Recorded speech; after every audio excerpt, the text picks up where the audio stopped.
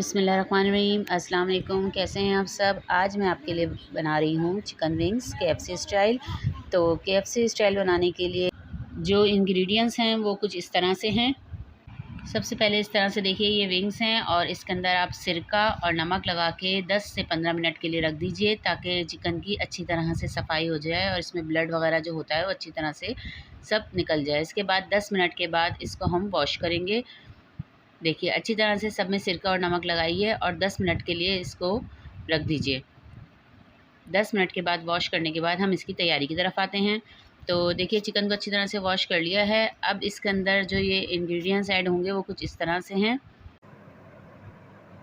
2 table spoon ये मैंने सिरका लिया है, 2 table spoon soya sauce,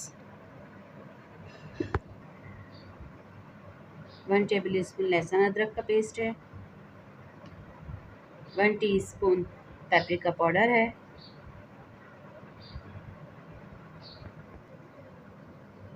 1 teaspoon पिसी हुई लाल मिर्च,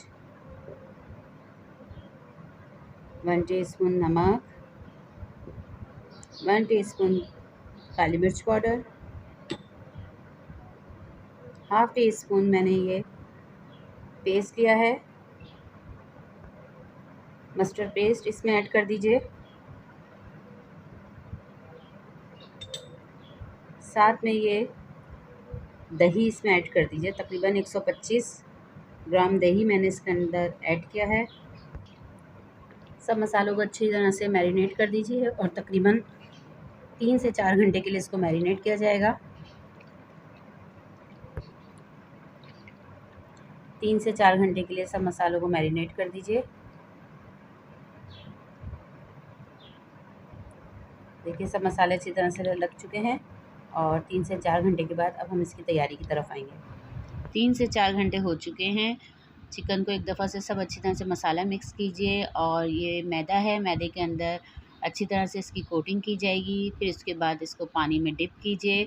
एक बाउल में पानी रख लीजिए और इसके अंदर डिप करके दोबारा से इसके ऊपर मैदे की अच्छी तरह से कोटिंग कीजिए और इसके बाद सब एक तरफ तैयार कर करके रखते रहिए।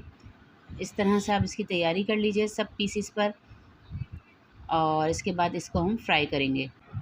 एक पैन में ऑयल अच्छी तरह से गरम कर लीजिए और उसके बाद सब पीस को 2-2 3-3 करके फ्राई करना स्टार्ट कीजिए। इस तरह से देखिए पहले वन साइड फ्राई होगा। वन साइड के बाद जब इसके तकरीबन 8 से 10 मिनट तक लो फ्लेम पर इसको फ्राई कीजिए। इसके बाद इसकी हम साइड चेंज कर देंगे। क्रिस्पी विंग्स तैयार हो रहे हैं। मज़ेदार रेसिपी है, इसको आप ज़रूर अब इसकी साइड चेंज कर दीजिए ताकि दूसरी साइड से भी अच्छी तरह से फ्राई हो जाए। फ्राई कर लेने के बाद इसको हम डिश आउट करेंगे और केचप मायनीज़ के साथ आप इसे सर्व कीजिए। रेसिपी को ज़रूर ट्राई कीजिएगा। चैनल को सब्सक्राइब कीजिएगा। फैमिली फ्रेंड्स में शेयर कीजिएगा। ओके जी, अल्लाह हाफ़िज़।